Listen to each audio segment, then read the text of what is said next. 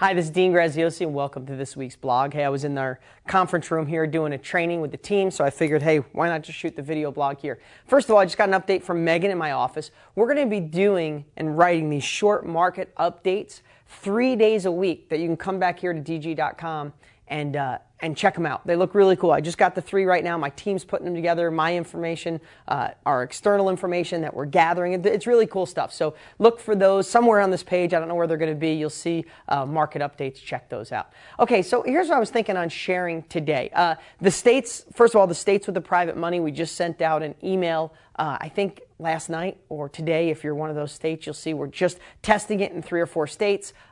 If that goes great, we're going to send it to everybody. So be patient. We're getting there.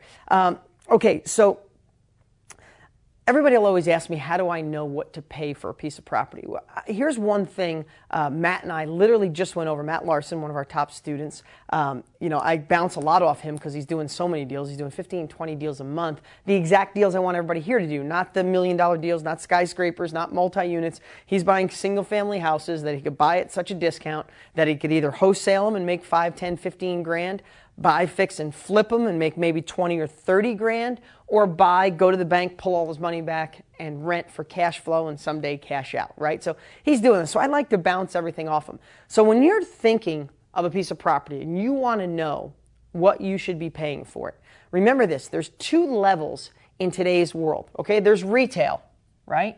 There, can you see this okay, Mike? There's the retail, or after repair value. It's kind of the same, right? And you want the comp on that. So you want the comp on what that property is selling for, not what people are asking. Don't ever have anybody go, well, there's 3 in that neighborhood people are asking 100 grand each for. No, we want to know the 3 that sold for 87.5, right? So we know that with comps. But what we want is we want the comp, the comparable on retail and ARV. What will this property realistically sell for after it's repaired? So let's just use round numbers. You find out that this house you're looking at, this 3-bedroom, 2-bath, brick in a certain area of town are selling for 100 grand once they're done in retail or after repair value. Now here's a really good thing. If you want to know real quick on where you should be looking, if you're going to wholesale, if you're going to buy for a profit, if you're going to buy, fix, and flip, or you're going to buy, fix, and hold, there's a whole nother level that this market created, and that's the foreclosures.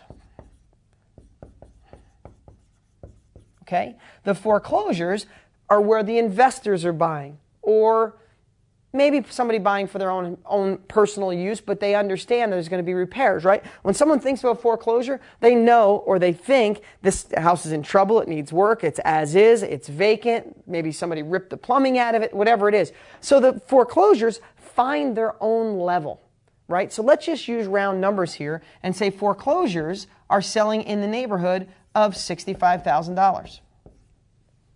Okay? Now, again, you don't know what's wrong with these houses, but some of them need a lot of work. Some of them need paint and carpet, right? But there's going to be this level. And when you're moving quick, if you did 3 comps here, can you see that, Mike, with the camera?